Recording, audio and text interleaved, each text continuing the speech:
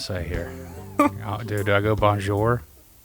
All right, I'll do it. Whatever your heart desires. I'll do it. Bonjour! Welcome in to another edition of our video podcast, Musings from the Mountains, presented by WVSports.com. I am Keenan Cummings, the managing editor for the site. And I'm Patrick Kotnik, staff writer for the site. Shout out again to the wonderful wizard behind the camera, Tyson Murray, does all of our video work, does an excellent job. If you watch this regularly, you already know that. If you haven't, check out his work. I highly recommend it. Got a lot to talk about. Obviously, today was the beginning of the early signing period. A lot of people like to call it a signing day. It's actually a signing period that stretches for 48 hours. But before we get into all the happenings from that, some big personnel news for West Virginia. Josh Sills, a starter for 2+ years, is in the transfer portal, Pat, as a graduate transfer. Yeah, it's something that we've heard, the past couple months, I would say. Something we've heard kind of off and on. Whether or not he was actually going to, go in the portal or not, kind of remained to be seen. But he's in the portal. If you're West Virginia, I mean, they obviously, we'll talk about this later. They addressed, some needs in the class, and obviously one of those needs was offensive line. But a little bit of surprise if you had told me, about a year ago that he'd be in the transfer portal. Obviously, that would come as a surprise, but that's something we've been hearing off and on. Yeah, and Martell Pettaway as well. Both of them are in there as graduate transfers, which means it doesn't mean they're leaving. I would lean towards yes, they are at this stage, because usually when you go in, you usually stay in until you find another school. But it allows schools to contact them. I think, obviously Sills is between the two is probably the bigger loss. Got started 24 games. You probably were going to lean on him as to be one of the leaders of your offensive line. And I'm not going to say it's a surprise. There's been grumblings, rumblings, rumors, whatever you want to call it, for the past several months, really since Sills got injured. But the coaching staff did speak highly, said he'd been active in meetings. We're hoping to get him back. So at least on the surface, it's a loss for West Virginia. And I think it's going to be hard to replace that overnight. You're going to have to do it through recruiting and development. But two guys are gone. They joined Giovanni Haskins as graduate transfers in the portal. All probably going to end up at a different school next year. But now some good news. When we started you out with a bummer, we'll lift you up here in the second part. Signing day for West Virginia. Outstanding, solid, whatever you want to say. Great first signing class. Really, this is first full signing class under Neil Brown, at least in the December period. And I think he hit home run today. West Virginia signed 18 guys. They did not sign Jacob Gamble, but that's not a surprise if you remember at WVSports.com. We said that he's going to wait to sign until February to get some coursework in order. But they signed everybody else they had committed, and they added 2 guys. And not only did they add 2 guys, they added 2 big pieces to this class. Akeem Mesidor, obviously the top defensive lineman on the board. It's a guy on WVSports.com we've had on the hot board red for months now. They were able to reel him in and get him in the class. It's very, very rare in today's climate of recruiting for a guy to take a visit, his first official visit in June, and then take 4 more official visits and end up going to the school he visited first.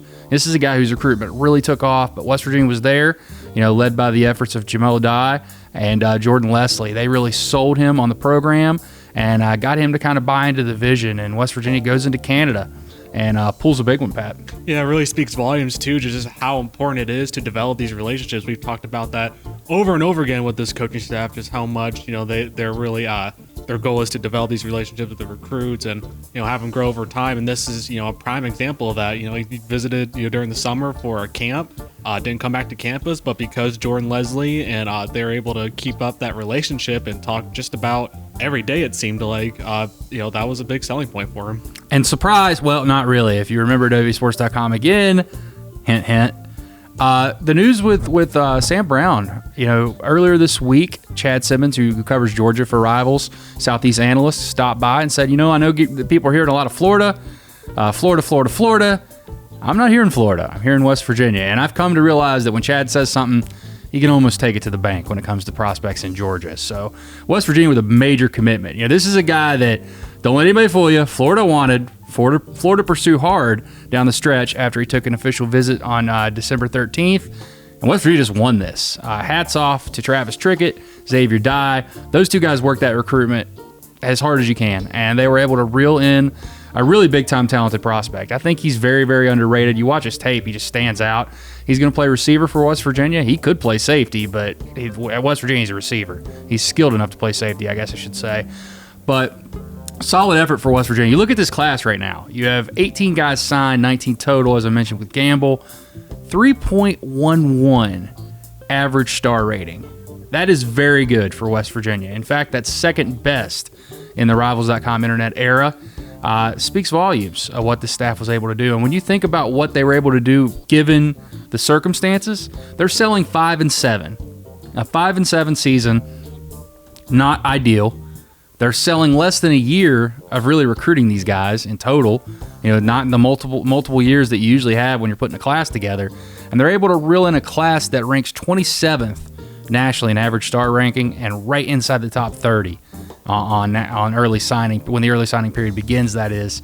Not bad. I think that's a good start for Neil Brown, and I think it's a precursor to what could be in the future. They've had a lot of guys visit already for the 2021 class, so keep an eye out. I think that could be the big class. I've said it a lot. That's going to be when you really judge these guys, but it's hard not to get excited based off what you've seen so far.